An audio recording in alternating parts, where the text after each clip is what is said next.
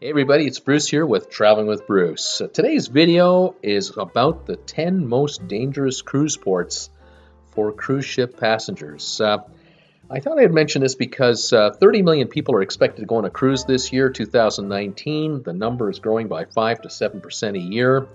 And the families and travelers are always wondering about what cruise is the best cruise to go on. You have to decide what's the right cruise line for you. Then you have to figure out the right ship. Then you have to figure out the itinerary, and the itinerary can be a make or break for a good cruise, a cruise with happy memories or a cruise with not good memories. Whether you're a couple like these guys looking to enjoy themselves, a little getaway, or it's a family, it's not easy to sometimes make these decisions, but they're necessary. And I'm going to talk about what cruise lines are doing to combat some of the worst cruise ports out there, how to keep the business rolling and how to keep the families and travelers coming in, because they have armies like this of staff and crew ready to pamper you and spoil you rotten. Now let's start with the list in reverse order. The number 10 most dangerous port for cruise travelers, believe it or not, is St. Lucia. Beautiful place, gorgeous island, but man, if you walk off the beaten path, you are in trouble. People are getting mugged in daylight by armed robbers with guns. It's not good. It's a third world scenario just a couple of blocks away from where the cruise ship docks. El Salvador, well, not a surprise for a lot of us to hear this news. El Salvador for years has been a very unstable country, and it's almost impossible to find photographs of a cruise ship coming to visit El Salvador. People and cruises have been avoiding this area for a long, long time. This next one surprised me. St. Thomas, U.S. Virgin Islands. This is a U.S. protectorate. Americans don't need a passport to come here. But if you end up in the wrong part of town, you might find yourself in a bit of a pickle. Unfortunately for St. Thomas, they had a terrible hurricane visit a couple of years ago with Irma and Maria, and a lot of the island got wiped out, and so there's a lot of desperate people there. You want to stay on the beaten path, do a tour, go up here like I did on the cable car, and grab some of these great photos, but make sure you're on an escorted tour, and you should be fine. Number 7 on the list is Antigua, another gorgeous Caribbean island with resorts everywhere and that type of thing. If you're going to one of these resorts or you're coming in on a cruise ship and you're going to take a tour, you'll be fine. But if you're just walking around in the daytime and you head into the wrong part of town, you might be in trouble, and there have been incidents. St. Kitts and Nevis is number 6, unfortunately. Another area of the Caribbean, beautiful topography, great geography, but again, you've got to be careful where exactly you're headed when you get off the cruise ship. Hanging around here is okay. These are the hot tourist spots. There's security here. You'll be fine, but a couple blocks from here, you might not be.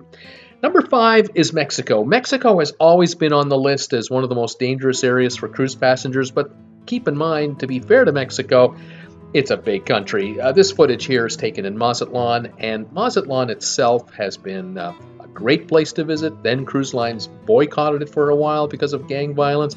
Now they're coming back to it. This is my own personal footage of Mazatlan. I love it here. It's great. Never had a problem. Been here now a couple of times. But again, if you're in the main streets, you'll be fine. But if you're going to go off into the boroughs, you are asking for trouble, because if you come off looking like a bit of an overweight, well-to-do tourist, you're an easy mark. So watch yourself, and that can be true anywhere, of course. It's even true in Miami and San Francisco and Los Angeles. I mean, it's true everywhere, but, just watch out for yourself. Cities all across Mexico are investing heavily in security. The Mexicans know how much tourism means to them, and they want the cruise ships to keep coming with those thousands and thousands of tourists. And so kind of watch yourself and you'll be all right. The number 4 country on the list is Guatemala. There's no surprise. We're hearing about so many people trying to get out of this country, gang violence and that type of thing. It's rather unfortunate, but it is, a fact of life. Not very many cruise ships visit Guatemala these days. Again, it's just too scary to go there. And so cruise lines avoid it. The number 3 country, unfortunately, Venezuela, and it's only going to get worse. The political unrest there, the rampant inflation, hunger, desperate people. Venezuela, what more can I say? I think I've already said enough. Not very many cruise lines go anywhere near here.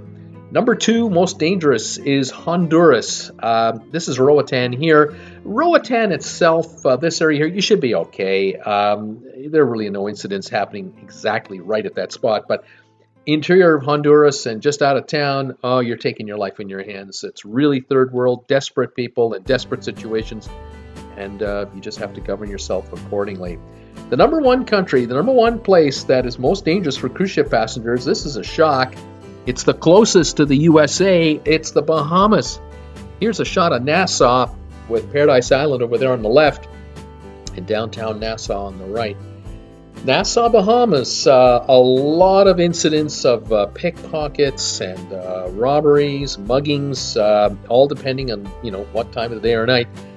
Cruise lines love it because it's handy, but you've got to watch yourself. Now, what are the cruise lines doing about it? Well, in the Bahamas, right here, cruise lines are spending hundreds of millions of dollars building their own private island getaways where you won't run into the locals. It's a sad state of affairs, but it's true.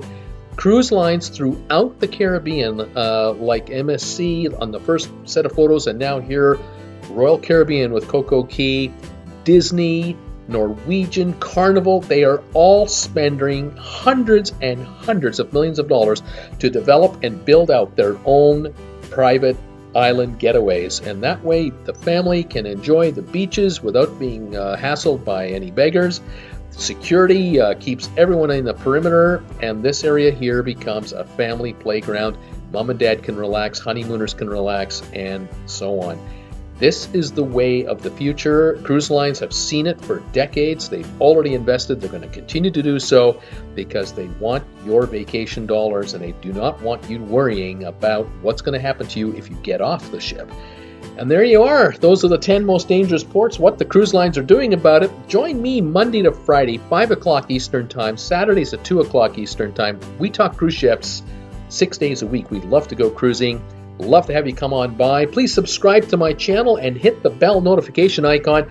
You'll get alerts every time I post a new video. And we'll see you next time. Take care, everybody. Bye for now.